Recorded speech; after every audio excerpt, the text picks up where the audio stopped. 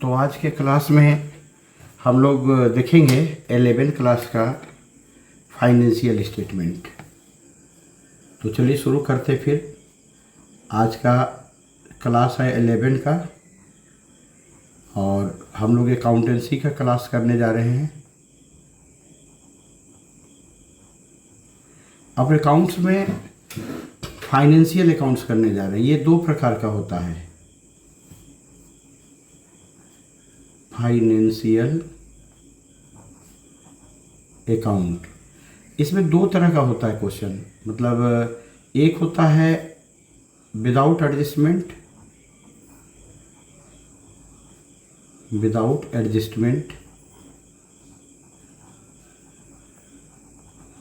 और एक होता है विथ एडजस्टमेंट।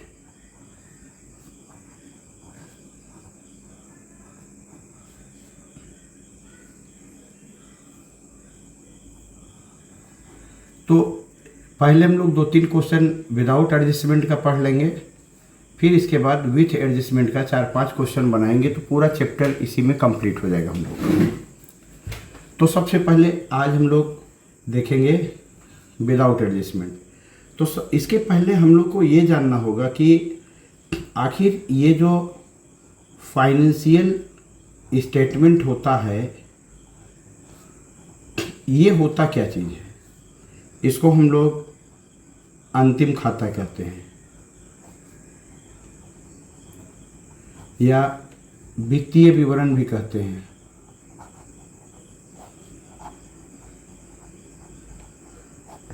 इसको फाइनल अकाउंट भी कुछ लोग कहते हैं, जैसे अंतिम खाता है ना, तो फाइनल अकाउंट के नाम से भी जानते हैं। इसका नाम फाइनल अकाउंट रखने के पीछे एक ही रीज़न है, क्योंकि ये जो है वर्ष के अंत में बनता है, साल के अंत में बनता है। अकाउंटिंग ईयर जब क्लोज हो जाता है तो क्लोजिंग ऑफ द ईयर ये बनाया जाता है। तो ये 3 तरह की जानकारी देता है, यानी कहा जा सकता है कि इसका 3 पार्ट होता है। यानी फाइनल अकाउंट या फाइनेंशियल स्टेटमेंट जो होता है उसका 3 पार्ट होता है। पहला जो पार्ट होता है उसको हम ट्रेडिंग अकाउंट के नाम से जानते हैं, जिसको हिंदी मीडियम वाले बच्चे लोग बोलते हैं व्यापार खाता, जैक वाले या स्टेट बोर्ड वाले। दूसरा जो होता है उसको कहते हैं profit and loss account, short में पीएल अकाउंट बोला जाता है। यानी इसको हिंदी में हम लोग बोलते हैं लाभ हानि खाता। ऐसा इसलिए बोला जाता है क्योंकि ये प्रॉफिट और लॉस के बारे में बताता है। और तीसरा जो होता है इसको बोलते हैं हम लोग बैलेंस शीट। कोई बड़ी से बड़ी कंपनी हो या कोई छोटी कंपनी हो, उन लोगों को यही 3 चीज़ का ज़रूरत होता है। ईयर के एंड में, वर्ष के लास्ट में वो जानना चाहते हैं कि मेरा कुल कितने का प्रॉफिट या लॉस हुआ। यानी कुल का मतलब होता है ग्रोस प्रॉफिट या ग्रोस लॉस, जिसको शॉर्ट में जीपी या जीएल बोलते हैं। यानी कुल लाभ या कुल हानि।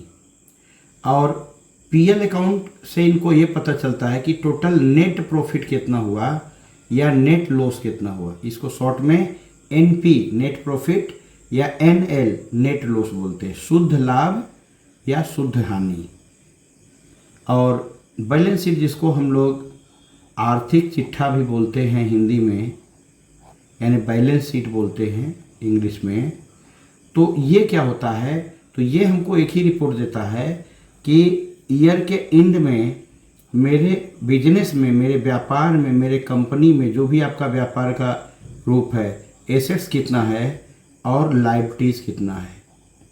अब एसेट्स और लायबिलिटीज़ आप अच्छी तरह जानते होंगे, यदि याद नहीं तो समझ लिए। एसेट्स का मतलब होता है संपत्तियां, जैसे कि आपके बिजनेस में plant and machinery, land and buildings कितना है, बैंक में कितना आपका बैलेंस बचा हुआ है, कैश इन हैंड, हाथ में कितना पैसा, ये आपको बताएगा। और आपके ऊपर कर्जा कितना है, जैसे मान लीजिए कि लोन कितना है, ठीक है, बैंक से लोन कितना है, बैंक ओवरड्राफ्ट कितना है। बैंक ओवरड्राफ्ट का मतलब आप जानते होंगे, बैंक से वो एक्स्ट्रा पैसा कितना निकाले हैं, ये सब लायबिलिटीज़ है आपका। क्रेडिटर भी आपका लायबिलिटीज है। तो ये हमको एसेट्स और लायबिलिटीज के बारे में बताता है। ये मेरा बैलेंस शीट है। और पीएल अकाउंट बताता है कि शुद्ध लाभ या शुद्ध हानि कितना हुआ। और ट्रेडिंग अकाउंट बनाता है कुल लाभ या कुल हानि कितना हुआ। अब बहुत विद्यार्थी को दिक्कत ये होती है कि कुल लाभ और शुद्ध लाभ में क्या अंतर है। सपोज मान लीजिए कि आप 1,00,000 रुपए का कोई गुड्स परचेज किए और इसको आपने 1,50,000 रुपये में बेच दिया। तो अब यहाँ पर खरीदने और बेचने में टोटल आपको लग रहा है 50,000 रुपये का प्रॉफिट हुआ। ये जो 50,000 रुपये का प्रॉफिट हुआ यही आपका ग्रोस प्रॉफिट हुआ, यही आपका ग्रोस प्रॉफिट हुआ, यानी कुल लाभ इसको बोलेंगे। लेकिन बताइए तो क्या बिजली बिल देना बाकी नहीं है, क्या स्टाफ को सैलरी देना बाकी नहीं है। तो सपोज मान लीजिए इसमें से अपने स्टाफ को आपने सैलरी दे दिया 10,000 का, तो आपके पास कितना बचा 40,000। अभी आप सोच रहे थे कि 1,00,000 में खरीद करके 1,50,000 में बेच दिए तो आपका 50,000 रुपये का फ़ायदा हुआ। तो ये ग्रोस प्रॉफिट हुआ, टोटल प्रॉफिट हुआ, बट इसमें से अभी आपका कुछ खर्चा देना बाकी है। खर्चा देने के बाद जो आपका बचा, अब अगर कोई खर्चा नहीं है तो ये आपका नेट प्रॉफिट हुआ, शुद्ध लाभ हुआ। इस प्रॉफिट को आप अपना यूज कर सकते हैं, कुछ भी कर सकते हैं, ये आपका अपना प्रॉफिट है। तो ये अंतर हो गया आपका ग्रोस प्रॉफिट और नेट प्रॉफिट में, यही सबसे बड़ा अंतर होता है। ठीक है, उसी प्रकार से आप ग्रोस लॉस को समझिए। सपोज मान लीजिए कि आप कोई प्रोडक्ट को 1,00,000 रुपए में परचेज किए, 1,00,000 में बाई किए, आप ये परचेज किए आप, लेकिन जब सेल करने के लिए आप गए तो आपको ये 75,000 रुपये में ही बिका, यानी कि खरीदे महंगा में थे और बेचे सस्ता में। तो अब ये जो 25,000 रुपये का हुआ, ये 25,000 रुपये क्या हुआ, ये आपका लॉस हुआ। तो ये कुल लॉस हुआ, मतलब कि 25,000 का टोटल लॉस हुआ, जिसको ग्रोस लॉस के नाम से हम लोग जानते हैं। अब मान लीजिए अभी भी हमको बिजली बिल या एक्सपेंसेस देना बाकी है। सपोज मान लीजिए कि 10,000 रुपये का बिजली बिल अभी बाकी, तो ये अब माइनस नहीं होगा। क्यों? क्योंकि 25,000 का तो पहले से लॉस था, अब 10,000 रुपये का बिजली बिल भी देना होगा, तो और आपका लॉस बढ़ जाएगा, 35,000 का हो जाएगा। तो ये जो लॉस आपका हुआ, इससे ज़्यादा लॉस नहीं होगा, ये आपका नेट लॉस हो गया। तो ये ग्रोस लॉस था 25,000, परंतु और भी आप खर्चा देना पड़ेगा, 35,000 नेट लॉस हुआ। तो यही है आपका कुल प्रॉफिट या शुद्ध प्रॉफिट, कुल हानि या शुद्ध हानि। तो ये हमारा ट्रेडिंग और पीएल हो गया। और बैलेंस शीट तो आप जान ही गए हैं कि बैलेंस शीट में दो ही चीज़ होता है, एसेट्स कितना है। अभी हम लोग इसके बारे में और चर्चा करेंगे डिटेल में कि एसेट्स में कितना हो सकता है। एक बार आप पढ़ लेंगे तो पूरा एसेट्स आपका कंप्लीट हो जाएगा, फिर दोबारा आपको दिक्कत नहीं होगा। मतलब इसमें कुछ फिक्स एसेट्स होता है, कुछ करेंट एसेट्स होता है, ठीक है, ये सारा चर्चा करेंगे। फिर लायबिलिटीज में भी उसी तरह से टोटल कितना तरह का लायबिलिटीज होता है वो भी हम लोग चर्चा कर लेंगे। तो इतना समझने के बाद अब थोड़ा सा और आपको जानकारी लेना है इसमें कि ट्रेडिंग अकाउंट कैसे बनता है। तो देखिए, जैसे कोई फैक्ट्री की बात अगर हम लोग करें तो वो भी आप समझ लीजिए। जैसे मान लीजिए कि ये आपकी कोई फैक्ट्री है, ये फैक्ट्री है, तो इस फैक्ट्री में क्या क्या खर्चा हो सकता है। सपोज मान लीजिए आप ईंटा बनाते हैं, ईंटा का ब्रिक्स का प्रोडक्शन करते हैं, तो आपको क्या लग सकता है, कोल लग सकता है, कोयला लग सकता है। लेबर को क्या देंगे, वेजेस देंगे, तो वेजेस फॉर लेबर हो सकता है। और क्या लग सकता है, फैक्ट्री का रेंट लग सकता है, तो फैक्ट्री लिख करके आप यहाँ रेंट लिख दिए। कूली चार्ज, कूली चार्ज, तो ये देख करके ही यहाँ पर लग रहा है। अब ईंटा बना रहे हैं तो सेंड यानी बालू भी लगेगा, सॉइल मिट्टी भी लगेगा, ठीक है। तो ये सारे जितने भी खर्चे हैं, वर्क एक्सपेंसेस, प्रोडक्टिव एक्सपेंसेस, और मिट्टी वगैरह, कोयला वगैरह जब प्लांट के अंदर में ले आते हैं तो उसका जो ढुलाई का खर्चा होता है उसको कैरेज इनवार्ड बोलते हैं, कैरेज इनवार्ड, ठीक है। और जो ईंटा बन जाता है उसको जब बाहर बेचने बाजार में ले जाते तो कैरेज आउटवार्ड होता है। तो एक बात ध्यान दीजिएगा कि फैक्ट्री से रिलेटेड जितना भी खर्चा है, ये सभी खर्चों को हम डायरेक्ट एक्सपेंसेस के नाम से जानते हैं, डायरेक्ट एक्सपेंसेस। और जितना भी डायरेक्ट एक्सपेंसेस है ये ट्रेडिंग अकाउंट में जाता है। ये जो देख रहे हैं आप, ये ट्रेडिंग अकाउंट। इसके अलावा इसमें आपका 2-3 चीज़ और याद कर लीजिए आप, परचेज का काम भी होगा। ओपनिंग स्टॉक, आप कहेंगे ये ओपनिंग स्टॉक क्या है, तो देखिए आपको बताते हैं। ओपनिंग स्टॉक क्या हुआ कि जो पिछले साल का बचा हुआ माल था, कोयला वगैरह, वो इस साल के लिए ओपनिंग हो गया, पिछले साल के लिए क्लोजिंग था। एक एग्जांपल समझिए, घर में रात में रोटी बना खाने के लिए, मान लीजिए 25 रोटी बना। अब इसमें हम लोग 15 रोटी तो खा गए, 10 रोटी रात में बच गया, तो रात के लिए क्लोजिंग स्टॉक हो गया। लेकिन सुबह में इसको फेंक तो नहीं देंगे, कुछ बटर उटर लगा करके या इसको थोड़ा सा गरम वरम करके सॉस या अचार के साथ खाएंगे। ये सुबह के लिए ओपनिंग, यहीं से मेरा ओपनिंग होगा, शुरुआत होगा सुबह का, तो ये मेरा ओपनिंग स्टॉक हो गया है। तो पिछले साल का जो बचा हुआ माल था वो क्लोजिंग है, वही इस साल के लिए ओपनिंग है। तो हम लोग ट्रेडिंग अकाउंट में परचेज भी लेंगे, ओपनिंग स्टॉक भी लेंगे, सेल्स भी लेंगे और क्लोजिंग स्टॉक भी लेंगे। अभी हम इसका फॉर्मेट आपको बताएंगे। तो ये मेरा ये जितना भी काम ही ट्रेडिंग अकाउंट है। पहचानने का तरीका क्या, या तो याद कर लीजिए आप, लेकिन याद करने से बढ़िया है कि आप समझ लीजिए कि जितने भी डायरेक्ट खर्चे हैं। अब डायरेक्ट खर्चे क्या हुए, अब जैसे ग्रीस बोलता है, ग्रीस, तो ग्रीस कहाँ, ऑफिस में तो लगेगा नहीं। कोयला, coal and coke, coal and coke. अब बताइए ये कोयला कहाँ लगेगा, ये तो फैक्ट्री में ही लगेगा। मिट्टी कहाँ लगेगा, फैक्ट्री में। Water and gas, water and gas, ये गैस वगैरह कहाँ लगेगा, ऑफिस में तो लगेगा नहीं। पावर, लाइटिंग, हीटिंग, ये सुनकर ही आपको लगेगा कि फैक्ट्री का है।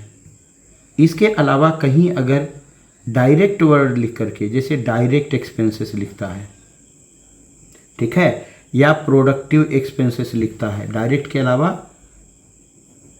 प्रोडक्टिव एक्सपेंसेस लिखता है, तो ये जितने भी खर्चे हैं, डायरेक्ट हैं चाहे प्रोडक्टिव हैं, ये सारे खर्चे हमारे ये फैक्ट्री से रिलेटेड हैं, यानी कि ये ट्रेडिंग अकाउंट में जाएंगे हमारे। ठीक, अब ये फैक्ट्री है, फैक्ट्री से थोड़ा दूरी पर एक ऑफिस रहता है। अब ये ऑफिस में क्या काम होता है, तो देखिए एक बात आप ध्यान दीजिएगा, अगर फैक्ट्री नहीं रहेगी तो ऑफिस किसी काम का नहीं है। इसको अच्छा से चलाने के लिए यहाँ बॉस रहते हैं, सुपरवाइजर रहते हैं, वो सब ये फैक्ट्री का पूरा हिसाब किताब रखते हैं। कितना कोयला आया, कितना मिट्टी आया, कितना लेबर को पेमेंट करना, ये सारा हिसाब किताब यहाँ होता है। आज जब यही नहीं रहेगा तो ये रह के क्या करेगा। तो यहाँ का जो भी खर्चा होगा, इसलिए इसको इनडायरेक्ट एक्सपेंसेस बोलते हैं, इनडायरेक्ट एक्सपेंसेस। अब इनडायरेक्ट एक्सपेंसेस क्या हुआ आपको बताते हैं। जैसे देखिए यहाँ लेबर को वेजेस देते हैं, वेजेस का मतलब होता है मजदूरी, मजदूर को मजदूरी देंगे ना, लेकिन यहाँ स्टाफ जो होता है उसको सैलरी देते हैं, जिसको कहते हैं वेतन। बिना तन का, ये केवल मन लगाता है, दिमाग लगाता है, इसलिए इसको वेतन मिलता है। आई पूरा जी जान लगाता है, इसलिए इसको मजदूरी मिलता है। बेचारा मजबूरी में काम करता है, इसलिए मजदूरी मिलता है। और एयर कंडीशन में बैठ करके कंप्यूटर चलाता है, वेतन। तन कम लगता है और दिमाग ज़्यादा लगता है, इसलिए ये वेतन हो गया, सैलरी हो गया। अब केवल रेंट अगर लिखा है, यहाँ नहीं लिखा है कि फैक्ट्री का रेंट है, जैसे यहाँ क्लियर है कि फैक्ट्री रेंट, तब तो ये डायरेक्ट एक्सपेंसेस फैक्ट्री का खर्चा है, ये ट्रेडिंग में जाएगा। बट अगर केवल रेंट लिखा हुआ है या यहाँ पर ऑफिस लिख करके रेंट लिखा है, तो इससे साफ पता चलता है ऑफिशियल खर्चा है, ये पीएल में जाएगा। यानी जितना भी इनडायरेक्ट खर्चा है वो सारा का सारा पीएल अकाउंट में जाएगा। यहाँ बताए ना आपको, ट्रेडिंग अकाउंट होता है, पीएल अकाउंट होता है, तो कुछ खर्चा या इनकम ट्रेडिंग में जाता है, कुछ पीएल में। तो बता रहे ताकि आगे रटना ना पड़े, आपको याद ना करना पड़े, समझ के ही काम चल जाएगा, नहीं तो फिर याद करना पड़ेगा कौन आइटम कहाँ जाएगा। इसके अलावा यहाँ पर हम लोग एक कैरेज इन वर्ड लिए थे, जैसे मिट्टी, कोयला, ये सब फैक्ट्री के अंदर लाने के लिए भाड़ा देते हैं हम लोग, ठीक है। तो ये मेरा फैक्ट्री में जाता है, यानी कि ट्रेडिंग में जाता है। लेकिन अगर ईंटा बन के तैयार हो गया, उसको मार्केट में बेचने के लिए जाएंगे, तो उसको कैरेज आउट वर्ड बोलेंगे, कैरेज आउटवर्ड बोलेंगे। तो ये कैरेज आउटवर्ड जो हमारा है ये हमारा ये पीएल अकाउंट में जाएगा, यानी ऑफिशियल खर्चा जितना है इनडायरेक्ट है, और इनडायरेक्ट को आप बोल सकते हैं ये पीएल अकाउंट में जाएगा। ठीक है, यहाँ पर दिखाएंगे। और जो डायरेक्ट वाला है वो आपका ट्रेडिंग अकाउंट में जाएगा। इतना आप समझ सकते हैं। इसके अलावा और क्या आ सकता है, अब जैसे एडवर्टाइजिंग। अब आप कहेंगे एडवर्टाइजिंग का है यहाँ पर आया पीएल में, तो देखिए एडवर्टाइजिंग का कोई रोल नहीं प्रोडक्शन से। हाँ, ये बात है कि एडवर्टाइजिंग अगर ज़्यादा करेंगे तो डिमांड ज़्यादा होगा, डिमांड ज़्यादा होगा तो प्रोडक्शन ज़्यादा होगा, तो फैक्ट्री में काम चलेगा। लेकिन ये डायरेक्ट खर्चा नहीं है। एडवर्टाइजिंग अपना सेल बढ़ाने का एक प्रोसेस है जो ऑफिस के स्टाफ लोग करते हैं। इसको ऑफिशियल वर्क मान करके, इसको इनडायरेक्ट एक्सपेंसेस मान करके हम लोग दिखाएंगे। ये तो समझ में आ गया होगा आई थिंक। इसके बाद printing and stationery. Printing and stationery, देखिए प्रिंटिंग स्टेशनरी क्या होता है, अब ऑफिस में कंप्यूटर लगा रहता है, किसी को बिल निकाल के देना है, तो ये सारा हिसाब किताब, सैलरी शीट देना है, तो ये प्रिंटर लगा रहता है, तो इसमें भी कुछ खर्चा होता है। ये सारा खर्चा कहाँ है, क्या प्रोडक्शन से रिलेटेड है। अब प्रिंटिंग नहीं रहेगा तो क्या मेरा प्रोडक्शन रुक जाएगा, नहीं। तो ये ज़्यादा जरूरी नहीं है, नहीं इनडायरेक्ट खर्चा है, डायरेक्ट नहीं इनडायरेक्ट जरूरी तो है। जितना ज़्यादा फैसिलिटी देंगे उतना ही बढ़िया है, लेकिन फिर भी ये बहुत ज़्यादा ज़रूरी नहीं है, इसलिए इसको हम लोग इनडायरेक्ट एक्सपेंसेस मानते हुए ऑफिशियल खर्चा मानेंगे, पीएल में डालेंगे। इसके अलावा अब सपोज मान लीजिए डिस्काउंट वगैरह की बात आती है, बहुत सारे खर्चों की चर्चा हम लोग करेंगे। Discount allowed. अब देखिए डिस्काउंट अलाउड का मतलब हम लोग डिस्काउंट दे रहे हैं। कोई पार्टी आया, अब मान लीजिए वो 1 लाख का बिल बना, अब बेचारा बोल रहा है कि नहीं हम कुछ भी छोड़ दीजिए, अब 2000 रुपये छोड़ देंगे तो मर तो नहीं जाएंगे हम, या मेरा फैक्ट्री डूब तो नहीं जाएगा। तो ये 98,000 रुपये का बिल बना, चलो 2000 छोड़ दिए भाई, तो ये कहीं ना कहीं से लॉस है आपके लिए। तो गोल्डन रूल के अकॉर्डिंग ये लॉस को डेबिट करते हैं, डेबिट आइटम है। डिस्काउंट अलाउड भी पीएल अकाउंट के डेबिट में जाएगा, ट्रेडिंग के डेबिट में नहीं जाएगा ये, क्योंकि ये भी एक तरह का खर्चा है, बट ये फैक्ट्री से रिलेटेड नहीं है, ऑफिस से रिलेटेड है ये, तो ये सेल से रिलेटेड है। तो ये डिस्काउंट अलाउड भी हमारा कहाँ जाएगा, पीएल अकाउंट में जाएगा, क्योंकि इनडायरेक्ट है। तब आप कहेंगे कि तब तो डिस्काउंट रिसीव भी कहीं ना कहीं जाएगा। डिस्काउंट रिसीव भी पीएल अकाउंट में ही जाएगा, लेकिन ये पीएल अकाउंट के क्रेडिट में जाएगा। क्यों भाई, जब हम कोई सामान किसी से खरीदने जाते हैं, इस आदमी से सामान खरीदने के लिए हम गए और ये मेरे को बिल बना दिया कि 1 लाख का सामान है, अब हम भी दांत चियार देंगे, नहीं नहीं 5000 कम कीजिए, तो बेचारा ये मेरे को 95,000 में दे दिया। तो ये 5000 मेरे लिए क्या हो गया, ये तो मेरे लिए प्रॉफिट हो गया। तो प्रॉफिट वाला जो डिस्काउंट होता है उसको डिस्काउंट रिसीव बोलते हैं, और लॉस वाला डिस्काउंट को डिस्काउंट अलाउड बोलते हैं, प्रॉफिट वाला डिस्काउंट को डिस्काउंट रिसीव बोलते हैं। और इसको कहाँ दिखाते हैं, क्रेडिट में दिखाते हैं हम लोग। तो ये पीएल अकाउंट का आइटम, ऐसा बहुत सारा आइटम है पीएल अकाउंट में आता है। अब जैसे लीगल चार्ज, अब लीजिए लीगल चार्ज क्या होता है, इसको कहते हैं कानूनी खर्च। अब मान लीजिए कि हम व्यापार कर रहे हैं, बिजनेस कर रहे हैं, तरह तरह का हमको लीगल चार्ज वगैरह लगता है, जैसे टैक्स देना है, ऑडिटिंग करवाना है, जांच करवाना है, सरकार को कुछ पैसा देना है, तो ये लीगली होता है। तो ये सारा चीज़ हमारा क्या फैक्ट्री से रिलेटेड है, नहीं है, ये सब मेरा ऑफिस से रिलेटेड, इसलिए ऑफिस में आएगा। इसके अलावा ऑफिस में और क्या क्या आएगा भाई, तो ऑडिटिंग फी।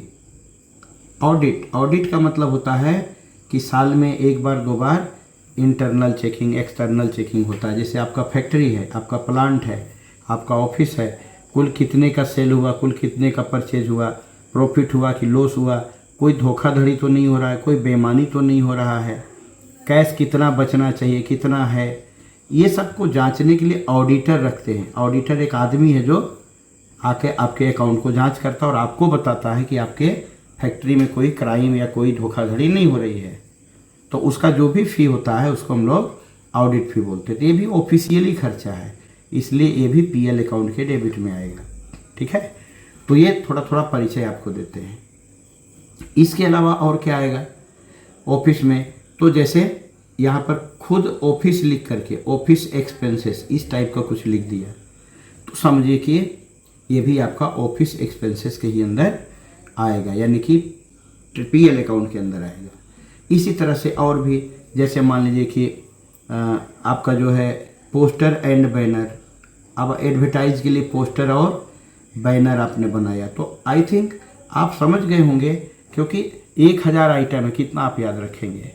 आप समझ लीजिए कि किस टाइप का नेचर का आइटम ट्रेडिंग में जाता है। तो आप देख लीजिए कि प्रोडक्शन से रिलेटेड जो भी चीज़ है, कच्चा माल है, रॉ मटेरियल है। देखिए रॉ मटेरियल अभी याद आया, तो रॉ मटेरियल वगैरह जो होता है वो भी आपका कहाँ आता है, मटेरियल, ये ट्रेडिंग अकाउंट में आता है। और फिनिश गुड्स वगैरह जो होता है उसको बनाने में, मेंटेनेंस करने में, बेचने में आप कमीशन देते हैं। मान लीजिए कमीशन एजेंट को देते हैं, काहे, सामान बेचवाने के लिए, तो कमीशन टू सेल्समैन, ये सभी मेरा इनडायरेक्ट है, ये सभी मेरा पीएल अकाउंट में आएगा। इस तरह के बहुत सारे अभी आइटम का लिस्ट आपको देते हैं कि ट्रेडिंग में क्या जाएगा, पीएल में क्या जाएगा। तो ये आई थिंक आप समझ गए होंगे। अब थोड़ा सा हम लोग एसेट्स और लायबिलिटीज के बारे में चर्चा कर लेते हैं, क्योंकि बैलेंस शीट का जो पार्ट होता है, बैलेंस शीट उसका 2 पार्ट होता है बैलेंस शीट में। इसका कॉलम ऐसा होता है, देखिए जैसे लेजर का कॉलम होता है उसी तरह से। एक छोटा सा सैंपल आपको बता देते हैं। देखिए इस तरीके से बैलेंस शीट का सैंपल होता है। यहाँ पर होता है कैपिटल एंड लायबिलिटीज, थोड़ा शॉर्टकट लिख दे रहे हैं, समझ लीजिएगा। ये है अमाउंट, ये आपका होता है एसेट्स एंड प्रॉपर्टीज, प्रॉप लिख देते हैं, और ये आपका अमाउंट है। ध्यान रखिएगा यहाँ डेबिट और क्रेडिट नहीं लिखिएगा, क्योंकि बैलेंस शीट है ये। इसको लायबिलिटी साइड बोलिएगा, इसको एसेट साइड बोलिएगा। ये आपका रुपीज हो गया। अब इसका सैंपल भी आपको बताते हैं। यहाँ सबसे पहले कैपिटल लिखाता है, यहाँ जो भी अमाउंट है डाल दीजिएगा। यहाँ लोन वगैरह जो भी रहेगा डाल दीजिएगा। यहाँ क्रेडिटर, बैंक ओवरड्राफ्ट, बैंक से अगर कोई लोन लिए हैं तो बैंक लोन या बैंक ओवरड्राफ्ट, इस तरीके से सैंपल होता है। और ये टोटल का यहाँ पर थोड़ा जगह बचा लेंगे। इसी तरह एसेट साइड में क्या होगा, तो प्लांट एंड मशीनरी मेरा एसेट्स है, लैंड एंड बिल्डिंग, ज़मीन और बिल्डिंग जो है मेरा एसेट्स है, बैंक बैलेंस आपके पास है तो बैंक में जो पैसा वो एसेट्स है, कैश इन हैंड आपके पास वो एसेट्स है, डेटर, स्टॉक, फर्नीचर, ये सभी आपका एसेट्स है। तो इसका बैलेंस शीट का नेचर क्या होता है, जब इसको टोटल करेंगे तो इधर का टोटल जो भी आएगा जोड़ के वही टोटल इधर भी आएगा, तो समझिए आपका बैलेंस शीट सही बना हुआ है। तब इसमें आपको थोड़ा सा एक्सप्लेन करते हैं। इधर में हम लायबिलिटीज़ के बारे में आपको बताते हैं, लायबिलिटीज साइड जो ये है, और इधर आपको एसेट साइड थोड़ा सा डिटेल देते हैं। तो एसेट साइड में क्या होता है, पहला फिक्स एसेट्स होता है। फिक्स एसेट जो होता है वो वैसा एसेट्स होता है जो एक बार लगाए कई बार चलाए। जैसे अब हम लोग अपना कोचिंग सेंटर में बोर्ड लगा दिए, डिजिटल बोर्ड, स्मार्ट बोर्ड लगा दिए, एक बार लगा दिए और हमेशा हमेशा चल रहा है, ठीक है। तो ये मेरा फिक्स एसेट्स हो गया, एक बार लगाए, 1 लाख 1.5 लाख रुपया लगा दिया और पूरा का पूरा ये चलते जा रहा है, ठीक है। अब इसमें क्या है, जैसे plant machinery, land building, furniture and fitting, ये सभी हमारा फिक्स एसेट टाइप का नेचर का हो गया। इसके बाद दूसरा होता है करेंट एसेट्स। करेंट एसेट्स का मतलब ये चालू संपत्ति। अब चालू संपत्ति कैसी होती है, कुल मिला के आप ऐसा समझिए कि चालू संपत्ति आज आपके पास है, कल किसी और के पास होगी। जैसे बैंक बैलेंस, आज आपके पास बैंक में पैसा, आप किसी को चेक दे दिए, दूसरे के पास चला गया। कैश इन हैंड, आज अभी आपके पास कैश है, ठीक है, आप किसी को पेमेंट कर दिए, आपके पास नहीं रहा। इसी तरह स्टॉक है, इसका ईंटा बना दिए, कुछ बना दिए, बेच दिए, किसी के पास चला गया, ठीक है, रॉ मटेरियल भी हो सकता है। डेटर का मतलब होता है देनदार, जो आपको पैसा देगा, नहीं आपका कस्टमर ही आपका डेटर है। तो कस्टमर कौन हुआ, जिसको हम उधार में कोई सामान बेचे हैं और उससे पैसा लेना भी बाकी है। अगर वो पैसा दे दिया तब तो कैश में आ गया हो, और अगर उधार लिया है अभी तक पैसा नहीं दिया तो मेरा डेटर है, ठीक है। हम किसी से लिए हैं, अगर हम कोई सामान किसी से खरीदे हैं तो मेरा क्रेडिटर है, क्योंकि क्रेडिटर को लेनदार बोलते हैं। तो लेनदार मेरा ये लायबिलिटीज होता है, और देनदार मेरा एसेट्स होता है। अब एसेट्स में और एक आता है बिल्स रिसीवेबल। बिल्स रिसीवेबल ये भी आपके लिए नया हो सकता है, इसको हम शॉर्ट में BR बोलते हैं। अब बहुत बच्चों को नहीं समझ में आता है बिल्स रिसीवेबल क्या है, तो देखिए बताते हैं। जैसे मान लीजिए कि ये B कोई आदमी है, B कोई आदमी है और ये आप हैं, आपका नाम A है। अब आप B को जो है 10,000 रुपये का कोई सामान बेच दिए और 3 महीना का क्रेडिट पे बेच दिए, और मान लीजिए आज 1 अप्रैल है, तो 3 महीना के बाद ही पैसा देगा आपको। कौन सा डेट को देगा? तो 1 अप्रैल से जोड़िए, मई जून जुलाई, यानी आपके हिसाब से ये जुलाई का 1 तारीख को देगा। लेकिन आप याद रखिएगा सरकारी रूल है कि जो भी डेट आएगा उसमें 3 दिन का ग्रेस दिया जाता है। तो जुलाई 1 और 3 दिन, यानी कि जुलाई महीने की 4 तारीख को आपको पैसा देने आएगा। अब बीच में कोई संडे या कोई सरकारी छुट्टी पड़ गई 1 दिन 2 दिन, तो और इसमें प्लस हो जाएगा ग्रेस के अलावा, यानी 4 जुलाई को आप इसे पैसा ले सकते हैं। तो सवाल है कि जैसे ही हम इसको कोई गुड सोल्ड किए उधारी में, तो हम एक बिल लिख के देते हैं, एक बिल बना के कागज़ में देते हैं कि आपने क्या क्या सामान लिया है और इसका पैसा आप कितना तारीख को देंगे, फिर से साइन करवाते हैं। सिग्नेचर करके ये पेपर को इसके पास दे देता है। तो ये जो पेपर साइन होके ये जो बिल है, जब साइन होके बिल जब A के पास आता है तो A इसको BR बोलता है। BR मतलब बिल्स रिसीवेबल, क्योंकि A को इस बिल से पैसा मिलेगा, तो BR हो गया, एसेट्स है। लेकिन जब 3 महीना बाद ये जाएगा ये कागज़ लेके, तो यही कागज़ ये B के लिए BP है। B यानी बिल्स, P मतलब पेबल, तो ये हो जाएगा बिल्स पेबल। तो देखिए ये लाइबिलिटीज हो गया, तो BP को हम यहाँ दिखा सकते हैं लाइबिलिटीज साइड में, और BR को हम यहाँ दिखाए हैं।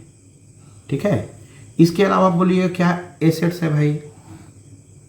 और भी होता है करेंट एसेट्स में, धीरे धीरे जैसे जैसे हम लोग आगे बढ़ेंगे बताएंगे। और एसेट्स में होता है इन्वेस्टमेंट। अब आप कहेंगे ये क्या चीज़ है? तो इन्वेस्टमेंट का मतलब होता है कि पैसा को किसी ऐसा जगह लगाए कि वहाँ से एक्स्ट्रा पैसा मिले। जैसे आप 2 लाख रुपया का शेयर डिबेंचर कुछ खरीद लिए, या 2 लाख रुपया किसी को इंटरेस्ट पे दे दिए। अब साल में 10% भी अगर वो देता है तो आपको 20,000 रुपये बढ़ा के दिया, अब आपका 2 लाख रुपया कितना बन गया? 2,20,000 बन गया। तो ये आपका इन्वेस्टमेंट है। तो क्या क्या समझे आप? फिक्स एसेट्स में आपका हो गया प्लांट, हो गया बिल्डिंग, हो गया करेंट में क्या हो गया? Cash, bank, stock, debtor, BR, ये सारा चीज़ हो गया, और इन्वेस्टमेंट हो गया। ठीक है, अब लाइबिलिटीज वाला भी बचा हुआ है, कैपिटल भी लाइबिलिटीज है। सपोज मान लीजिए आप कोई बिजनेस करना चाहते हैं, इस बिजनेस के लिए क्या चाहिए? पैसा चाहिए। बिना पैसा का तो कोई बिजनेस चलेगा नहीं। तो कैपिटल मतलब पूंजी, बिना पूंजी का कुछ नहीं होगा। अब ये पूंजी चाहे अपने आप से लीजिए, चाहे अपने बाप से लीजिए, पिताजी से लीजिए, तो पूंजी तो क्या है? लाइबिलिटीज है। क्योंकि पिताजी से भी अगर आप अपने बाबूजी से भी पैसा लीजिएगा तो बाबूजी को वापस तो करना पड़ेगा। अपने जेब से लीजिएगा तो अपने जेब को वापस करना, यानी कैपिटल कहीं से लीजिए, अपने दोस्त से लीजिएगा दोस्त को वापस करना पड़ेगा। तो कैपिटल कहीं ना कहीं से हमारे लिए ये लाइबिलिटीज है। तो क्या क्या लाइबिलिटीज हुआ? क्रेडिटर हुआ, BP हुआ, कैपिटल हुआ, और भी लाइबिलिटीज होता है, लोन होता है ना, और बैंक लोन होता है, और बैंक ओवरड्राफ्ट भी होता है। अब बैंक ओवरड्राफ्ट क्या होता है? जैसे आपका बैंक में 1 लाख रुपया है और आप 1.5 लाख रुपया बैंक से निकाल लिए। ऐसा होता है जिसका करेंट अकाउंट खुला हुआ है उसके अकाउंट में 1 ही लाख रुपया है और वो 5 लाख निकालना चाहता है तो निकाल सकता है, लेकिन 1 लाख के बदले 5 लाख आप निकाले, 4 लाख ओवर निकाले, इसी को ओवरड्राफ्ट बोलते हैं। तो 4 लाख रुपए पे बैंक इंटरेस्ट लेगी। जैसे आप कोई लोन लेते हैं तो इंटरेस्ट कैसे कटता है, तो बाद में ये भी बताएंगे कि करेंट अकाउंट में ऐसा फैसिलिटी है, तो करेंट अकाउंट कैसे खुलवाया जा सकता है या कितने तरह के अकाउंट है, सब हम लोग धीरे धीरे पढ़ेंगे, बहुत नॉलेज हम लोग को मिलेगा। ठीक है, तो ये आपको समझ में आ गया कि बैलेंस शीट में एसेट साइड क्या होता है और लायबिलिटी साइड क्या होता है। अब एसेट साइड में बैलेंस शीट का और 1-2 आइटम बचा हुआ है। एक ये तो टेंजिबल एसेट्स हुआ। टेंजिबल का मतलब होता है जो दिखाई देता है, और इंटेंजिबल का मतलब होता है जो दिखाई नहीं देता है। तो इंटेंजिबल एसेट्स जो होता है, जिसको हम लोग इंटेंजिबल इंटेंजिबल एसेट्स में वैसा एसेट्स होता है जो एसेट्स होता है बट उसको हम छू नहीं सकते हैं, देख नहीं सकते हैं, टच नहीं कर सकते, लेकिन एसेट्स। आप कहिएगा वो कौन सा एसेट्स है भाई? तो जैसे गुडविल, इसका नाम को देखिए आप, गुडविल, गुड का मतलब ही होता है अच्छा, ठीक है, और विल का मतलब होता है सोच या इच्छा। तो अब मान लीजिए कोई बिजनेस आप चला रहे हैं, खूब बढ़िया कस्टमर के साथ रिलेशन आप निभाए, आपके पास कस्टमर का लाइन लगा हुआ है, आपका प्रोडक्ट भी बढ़िया, आपका बिहेव भी बहुत अच्छा है, तो धीरे धीरे धीरे धीरे बहुत कस्टमर बढ़ गए। अब आप अपने बिजनेस को जब सेल करने चाहिएगा कि नहीं हम अपने व्यापार को सेल करेंगे, तो आपको इस बिजनेस का अगर 20 लाख रुपया प्राइस है ना, तो आप 5-10 लाख रुपया बढ़ा के भी किसी से लेंगे। मान लीजिए कपड़े की दुकान है, मार्केट में है, इसके अंदर जितना एसेट्स है, बिल्डिंग है, रूम है, उसका मान लीजिए 20 लाख रुपया आप ले रहे हैं। अब किसी आदमी को, कपड़े का ही व्यापारी को अगर अपना दुकान बेचिएगा, उसको बोलिएगा भैया देखिए हम आज 30-35 साल से बिजनेस को चला रहे हैं और मेरे पास हजारों ग्राहक की लाइन लगी हुई है, और आप अगर यहाँ पर दुकान, इसी शॉप के अंदर दुकान करेंगे, आपको कस्टमर खोजना है, मेरा बना बनाया कस्टमर आपके पास आ जाएगा। लेकिन आप उसके साथ मेरे ही जैसा व्यवहार करिएगा तो ये कस्टमर आपका परमानेंट हो जाएगा। तो बताइए 30 साल की मेहनत के बदले में मेरे को क्या मिलेगा? तो 10 लाख रुपया और दीजिए। हंसते हंसते कोई अगर अच्छा बिजनेसमैन होगा, आपको 30 लाख रुपया क्या 35 लाख दे देगा, बोलेगा अरे वाह ये तो यार चलता फिरता बिजनेस मेरे को दे दिया, इसको तो हंसते हंसते दे दिया क्योंकि प्रॉपर्टी आप दिए हैं। ये 10 लाख रुपये आपको, इसको गुडविल बोलते हैं, पगड़ी बोलते हैं, इसी को पगड़ी बोलते हैं या गुडविल बोलते हैं। पगड़ी का मतलब ही होता है इज्जत, प्रतिष्ठा, सम्मान। तो गुडविल का मीनिंग क्या होता है? एक तरह का रिस्पेक्ट से लिया जाता है। तो आप रिस्पेक्टफुली ढंग से बिजनेस को चलाएं। अब बताइए किसी की गुडविल यानी इज्जत, ये जो बिजनेसमैन है, ऑनर है, इसके पास कितना इज्जत? अगर बोला जाए भाई आपकी इज्जत है, तो हाँ बहुत है, तो 10 लाख रुपए के बराबर तो पैसा मिल गया, इसको कमा लिया कि नहीं कमा लिया। बट क्या इसकी इज्जत दिखाई दे रही है? अगर किसी कोई पूछे कितनी इज्जत है, तो बोलिएगा कि नहीं 5 किलो इज्जत है। कोई मापदंड है इज्जत का? बोलिएगा कि नहीं हमारा जो गुडविल होता है वो 10 लीटर के बराबर है। कोई पैमाना है मापने का? नहीं है। तो गुडविल को हम पैसा के सेंस में मेजरमेंट कर लेंगे, रुपया के सेंस में मेजरमेंट कर लेंगे। और ये इंटेंजिबल एसेट्स है। गुडविल यानी रिस्पेक्ट आपकी कितनी है, ये हम नाप भी नहीं सकते, तौल भी नहीं सकते हैं, देख भी नहीं सकते, टच भी नहीं कर सकते, इसलिए इंटेंजिबल एसेट्स। इसी के जैसा और भी इंटेंजिबल एसेट्स है, जैसे आपका कॉपीराइट होता है। कॉपीराइट, अब कॉपीराइट क्या होता है? जैसे मान लीजिए कि आप कोई ऐसा प्रोडक्ट बनाए जो 10 साल 12 साल आपको उसका रिसर्च करने में लग गया, आप उसको गवर्नमेंट से कॉपीराइट करवा लीजिए या पेटेंटेड करवा लीजिए। इसको पेटेंट भी बोलेंगे तो कोई बुरा नहीं है, तो पेटेंटेड करा लीजिए आप।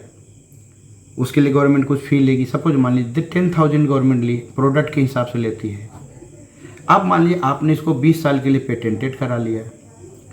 अब ये 10,000 रुपये आपका बहुत बड़ा काम करेगा, क्योंकि इस प्रोडक्ट की कोई नकल नहीं कर सकता है।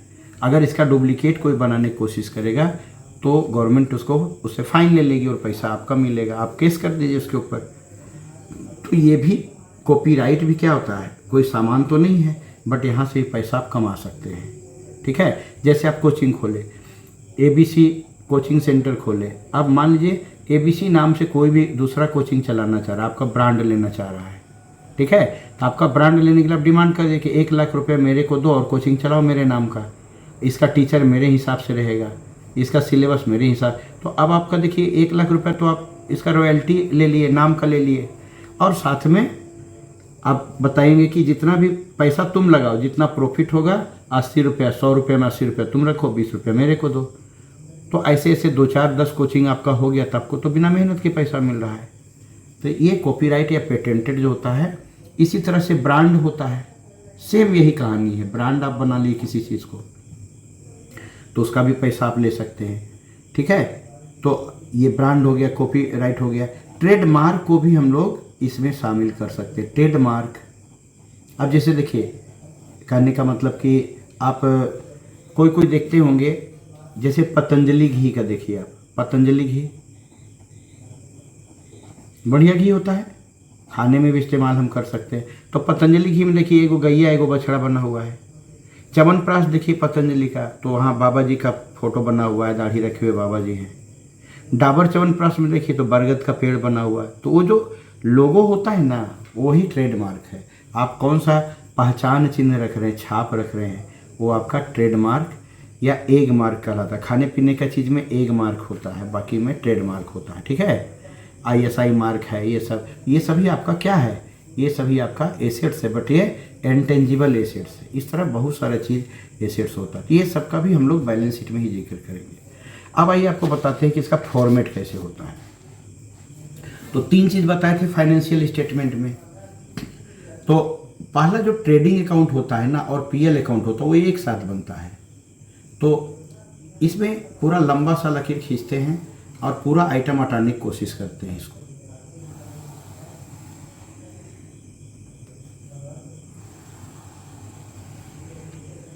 आराम से इस तरह खींच लीजिएगा। और यहाँ जो है इसमें लेजर वाला कॉलम रहता है, यानी कि यहाँ पार्टिकुलर लिखना है आपको, यहाँ आपको अमाउंट लिखना है, ये डेबिट साइड हो गया। यहाँ फिर से आपको पार्टिकुलर लिखना है, यहाँ फिर से आपको अमाउंट लिखना है, ये आपका क्रेडिट साइड हो गया। यहाँ भी रुपीज़ और यहाँ भी रुपीज़, ठीक है। अब इसका जब हेडलाइन आप डालिएगा ना, तो इसका हेडलाइन ऐसे होता है। यहाँ पर आप लिखिएगा, ये सब याद रखना होगा आपको, नहीं तो नंबर कटेगा। Trading and profit and loss account of, यहाँ ऑनर का नाम डाल दीजिएगा, जो भी कंपनी XYZ कंपनी। और यहाँ एक वर्ड जरूर लिखिएगा, for the year ending, for the year ENDING ending. और यहाँ लिखना है आपको 31 मार्च, जो भी ईयर है एंडिंग 2025। सपोज मान लीजिए हम लोग 2025 का मार्च एंडिंग का बना रहे हैं, तो 2025 लिखेंगे। 2026 का मार्च एंडिंग का बना रहे हैं, 2026 लिखेंगे। 2027 का मार्च एंडिंग बना रहे हैं, 2027। 2028 का मार्च एंडिंग बना रहे हैं, 2028। इस तरह से लिख देना है। अब 2 तरह का ईयर होता है बच्चा लोग, क्या होता बताते हैं। एक होता है कैलेंडर ईयर CY, जो 1 जनवरी से स्टार्ट होता है और 31 दिसंबर को जाके एंड होता है। तो ये 2025 का 1 जनवरी से स्टार्ट हुआ, 12 महीना यहाँ पूरा हो जा रहा है 31 दिसंबर को 2025 को। जनवरी, फरवरी, मार्च, अप्रैल, मई, जून, जुलाई, अगस्त, सितंबर, अक्टूबर, नवंबर, दिसंबर। 3 महीना, 3 6 महीना, 3 9 महीना, 3 12 महीना। तो ये 12 महीना का ही हम लोग का बनता है, 12 मंथ का ही बनता है, 1 साल का फाइनेंशियल स्टेटमेंट बनता है। एक फाइनेंशियल ईयर होता है, फाइनेंशियल ईयर। अब फाइनेंशियल ईयर या असेसमेंट ईयर क्या होता है, ये आपका 1 अप्रैल से शुरू होगा, जिसको अप्रैल फुल आप मनाते हैं, अंग्रेज लोग का बनाया हुआ, और ये 31 मार्च को जाके एंड कर जाएगा। लेकिन ये अगर स्टार्ट हो रहा है 2025 का अप्रैल में, तो एंड होगा 2026 का मार्च में। कैसे देखिए बताते हैं। अप्रैल से स्टार्ट हुआ तो अप्रैल, मई, जून 3 महीना, जुलाई, अगस्त, सितंबर, अक्टूबर, नवंबर, दिसंबर, और जनवरी, फरवरी, मार्च 3 महीना, 3 6 महीना, 3 9 महीना और 3 12 महीना। तो ये आपका जो है 12 महीना, यहाँ भी 12 ही महीना कंप्लीट हो रहा है।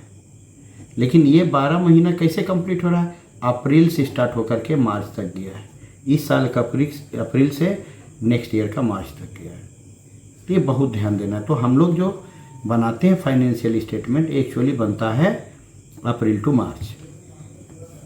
क्लियर हो गया ये। अब यहाँ पर आइए आपको बताते हैं, ये ट्रेडिंग अकाउंट और PL अकाउंट दोनों जो है भाई भाई है। कहने का मतलब कि इतना जो हिस्सा होता है ये ट्रेडिंग अकाउंट का हो गया, ये डेबिट साइड हो गया। इसी के ठीक सीधाई पर इतना जो हिस्सा हुआ ये PL अकाउंट का, ट्रेडिंग अकाउंट का क्रेडिट, ये ट्रेडिंग का डेबिट है, ये क्रेडिट हो गया। जैसे मान लीजिए कोई आदमी है, आपको ये भी बताते चलिए, एक आदमी का फोटो लेते हैं,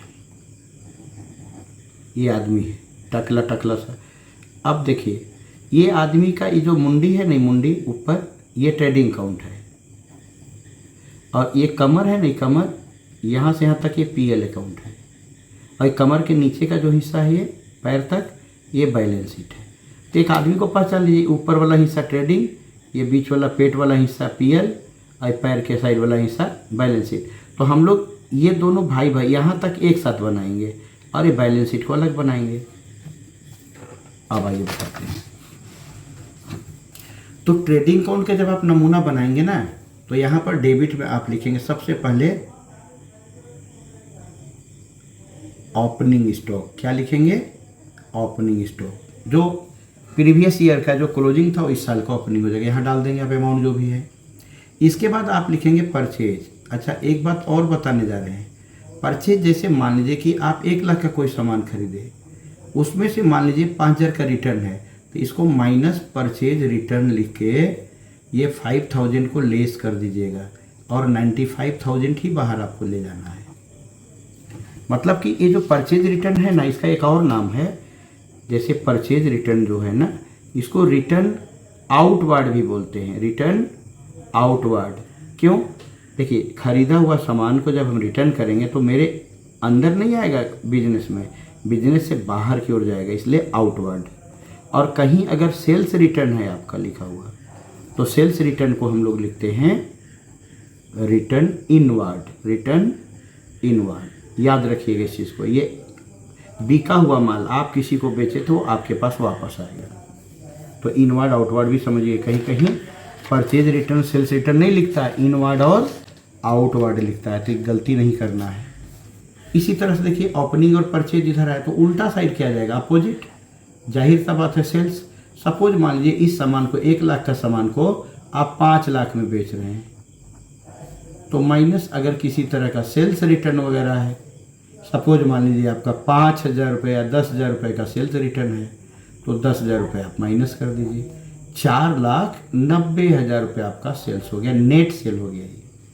और कोई भी क्लोजिंग स्टॉक, ऐसा तो नहीं है कि पूरा झाड़ू लगा के सामान बेच दिए होंगे, कुछ तो बचा होगा, वो आपका क्लोजिंग स्टॉक होगा। शॉर्ट में CL लिख करके स्टॉक आप लिख सकते हैं। सपोज मान लीजिए 50,000 का सामान अभी भी आपके पास बचा हुआ है।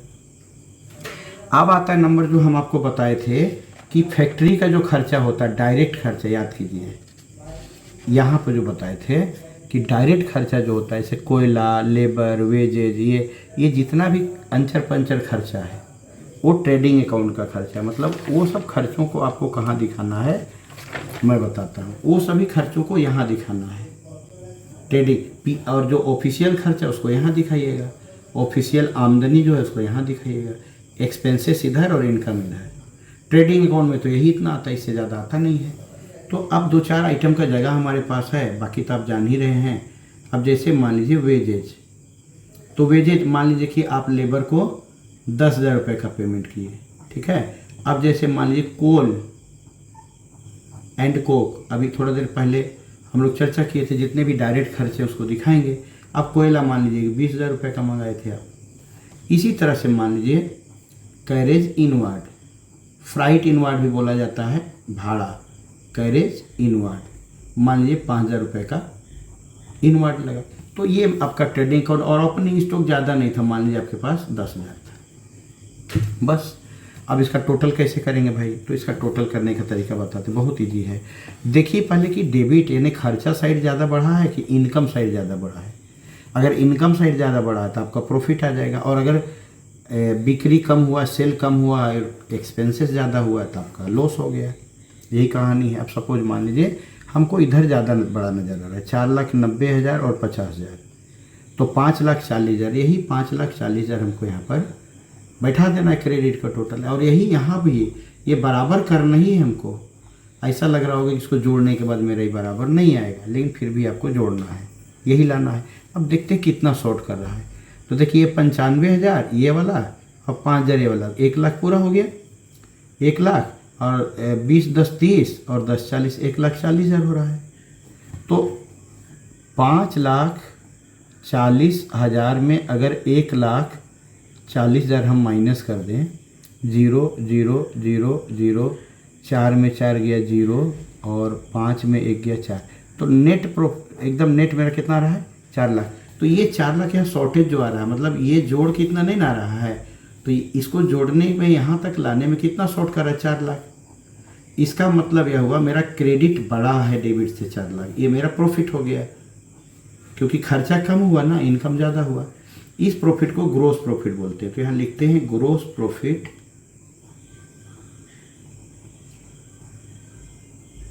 Transferred to profit and loss account. मतलब यहाँ लिखते हैं gross profit transfer to PL, ये यहाँ से यहाँ तक का हिस्सा पीएल है। तो अगर ये डेबिट में आया थी क्रेडिट में ट्रांसफर, मतलब यहाँ आया ना, तो इसको आपको यहाँ ट्रांसफर करना है, ठीक है, क्योंकि प्रॉफिट है मेरा। अब मान लीजिए ऐसा भी हो सकता था कि इधर बड़ा ना हो करके इधर बड़ा हो जाता आपका, तो पहले हम लोग इसको टोटल करते, वही टोटल को हम लोग यहाँ बैठाते और फिर इसमें से माइनस करके देखते कितना शॉर्ट कर रहा है। तो यहाँ सिर्फ जो ग्रोस प्रॉफिट लिखे थे ना, वहाँ ग्रोस लॉस लिखते, GL लिखते, और फिर जो इधर बचता तो इधर ट्रांसफ़र करते। अभी यहाँ प्रॉफिट आया है तो इसको इधर ट्रांसफ़र किए हैं। तो यही चीज़ यहाँ भी लिखना पड़ता है। यहाँ लेकिन डेबिट में 2 लिखते हैं और क्रेडिट में बाई लिखते हैं हम लोग। तो यहाँ लिखेंगे बाई, और आप बताइए यहाँ पर क्या लिखेंगे, तो ग्रोस प्रॉफिट, और यहाँ लिखेंगे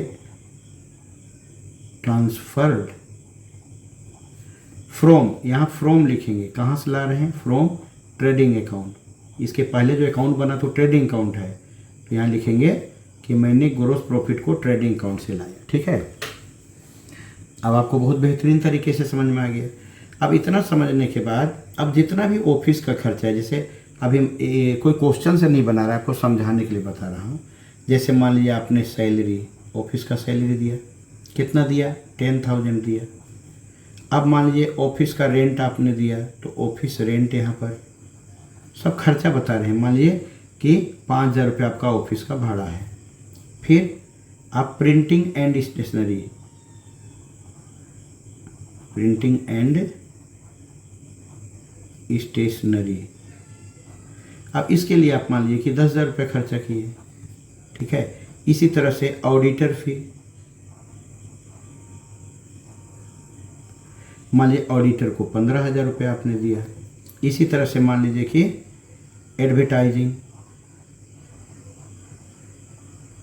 एडवर्टीजमेंट के लिए भी आप 10,000 रुपये खर्चा किए। और अब यहाँ पर आपको बताए थे जैसे डिस्काउंट अलाउड, आप अपने कस्टमर्स को डिस्काउंट दिए थे, टोटल पूरे साल भर में 15,000 का दिए थे, बट आपको डिस्काउंट मिला भी था, तो इसको क्रेडिट में दिखाइए, क्योंकि डिस्काउंट रिसीव जो होता है वो आपके लिए फ़ायदा है। मान लीजिए कि आपका भी कोई फैक्ट्री के अंदर में कोई लेबर क्वार्टर है, अब उसको भाड़ा पे दे दिए सर्वेंट लोग को, तो 25,000 वहाँ से भाड़ा मिल गया, या डिस्काउंट दिखा दिया। अब मान लीजिए कि अब रेंट रिसीव भी तो हो सकता है, रेंट रिसीव्ड, आपको मान लीजिए 30,000 रुपये भाड़ा मिल गया, तो जितना फ़ायदा उसको इधर दिखा दीजिएगा। और भी क्या हो सकता है, सपोज मान लीजिए कि आपका इंटरेस्ट ऑन लोन, आप कोई लोन लिए तो उस पर ब्याज दे रहे हैं आप, तो ये भी कहीं ना कहीं से इनडायरेक्टली जा रहा है आपका। तो मान लिए साल का 15,000 रुपये इंटरेस्ट जा रहा है। तो बस इसी तरीके से जितना भी खर्चा और भी हो सकता है। कोई कस्टमर डुबा दिया, उसको बैड डेट्स बोलते हैं, तो बैड डेट्स है तो उसको भी दिखा दिए, 5,000 रुपये डुबा दिया, ठीक है।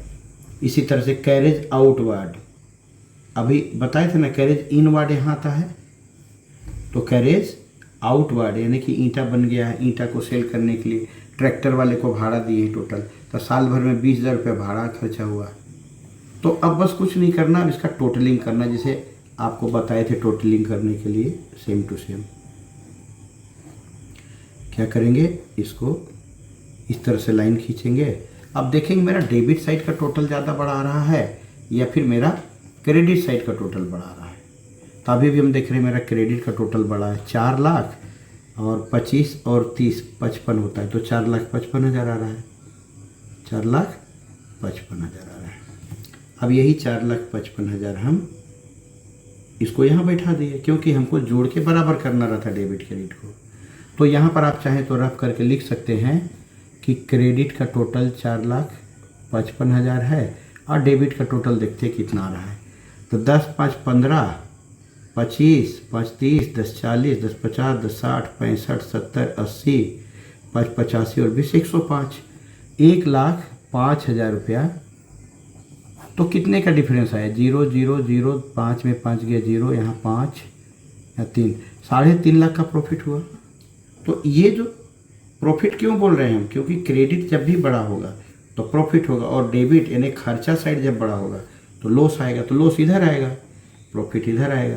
तो जिधर का बड़ा था, मेरा इधर का बड़ा था, ये पहले हमने टोटल किया ही यहाँ लिखे। अब यहाँ से यहाँ तक को जोड़ के, यहाँ से लेकर यहाँ तक को जोड़ के जब बैलेंस किए तो ये नेट प्रॉफिट, ये ग्रॉस प्रॉफिट था ना, ये नेट प्रॉफिट हुआ। तो यहाँ लिखेंगे टू नेट प्रॉफिट ट्रांसफर्ड। इसके बाद हम जो अकाउंट बनाएंगे उसका नाम है कैपिटल अकाउंट, यानी बैलेंस शीट का दूसरा नाम होता है कैपिटल अकाउंट।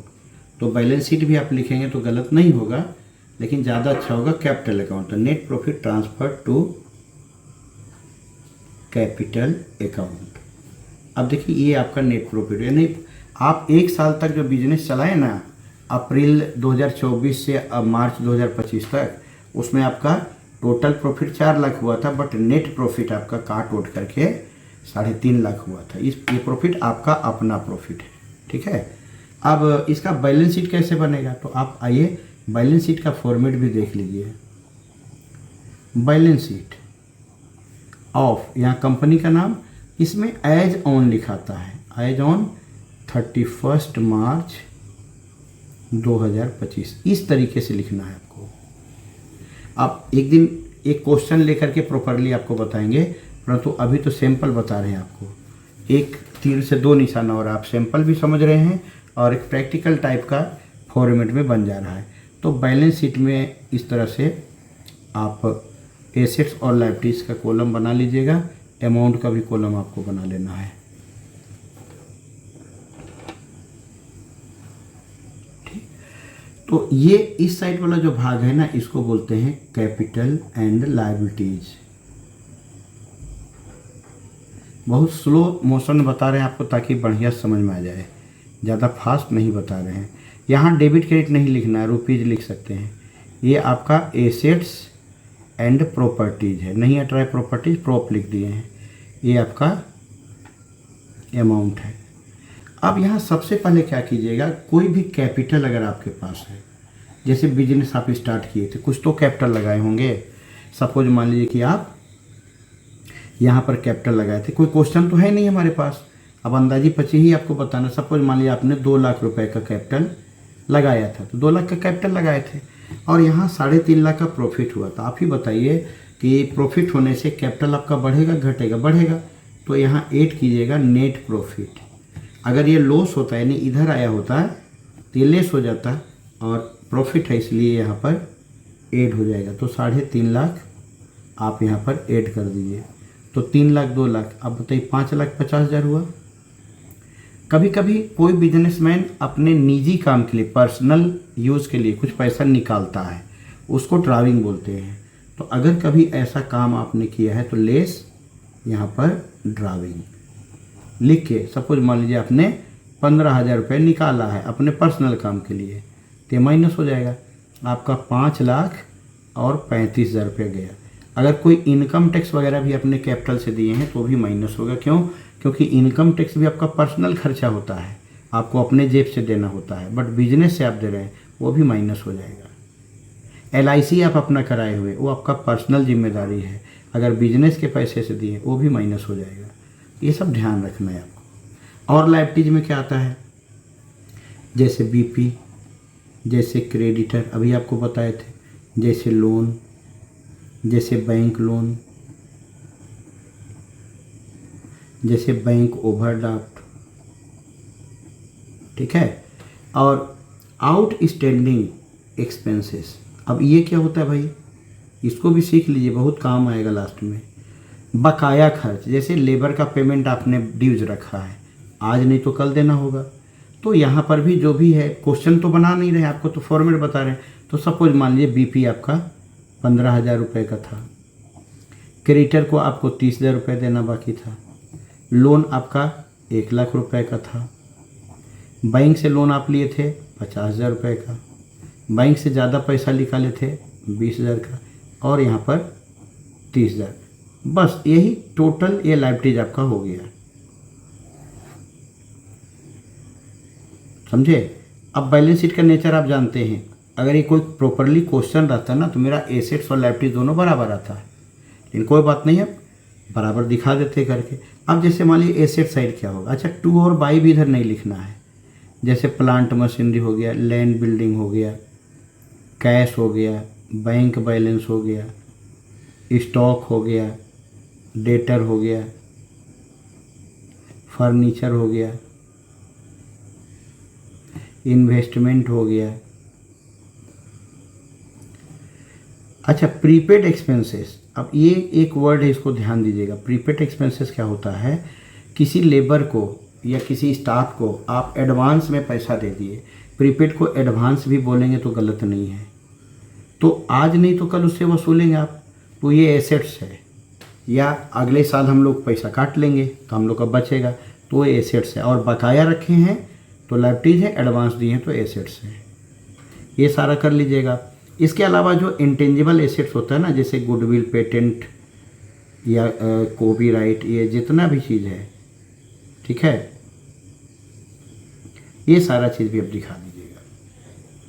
अब कुछ अमाउंट भर देते हैं जैसे तैसे, जैसे मान लीजिए कि इधर का टोटल कितना हो रहा है, ये मिला के 5,50,000, 30, 80, 680, 680 और ये 70, तो 750, 30, 780, 7,80,000 का टोटल आ रहा है।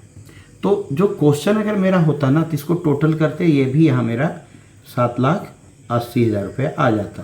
कुछ भी आप जैसे मान लीजिए 10,000 कॉपीराइट का है, 20,000 गुडविल का है, 30,000, 50,000 प्रीपेड है, 80,000, इन्वेस्टमेंट 1,00,000 का हो गया, ठीक है, फर्नीचर मान लीजिए 50,000 का हो गया, डेटर मान लीजिए 1,50,000 का हो गया, स्टॉक मान लीजिए 1,00,000 का हो गया, बैंक बैलेंस आपका 1,00,000 का है, लैंड बिल्डिंग आपका, कैश आपका 50,000 का है, लैंड बिल्डिंग आपका BR भी यहाँ हो सकता था, इसका भी कुछ अमाउंट डाल दीजिएगा। और सबसे लास्ट में एक बात याद रखिएगा, क्लोजिंग स्टॉक लिखना मत भूलिएगा। जो क्लोजिंग स्टॉक आप यहाँ डाले थे ना, ये आपका प्रॉफिट भी था, और ये क्लोजिंग स्टॉक जो बचा हुआ इस साल का नेक्स्ट ईयर में ओपनिंग हो जाएगा, तो ये आपका एसेट्स है, तो इसका डबल रोल होता है, इसको यहाँ भी दिखा दीजिएगा। ये ज़्यादातर क्वेश्चन के बाहर में रहता है। तो इस तरीके से हम लोग नेक्स्ट क्लास में क्या करेंगे, एक छोटा सा क्वेश्चन लेंगे और इसको पूरी तरह से हम लोग बना करके देखेंगे, तो आपको पूरी तरह से अच्छा समझ में आ जाएगा। और इसको प्लेलिस्ट में डाल देंगे बढ़िया से, ताकि आपको दिक्कत नहीं हो।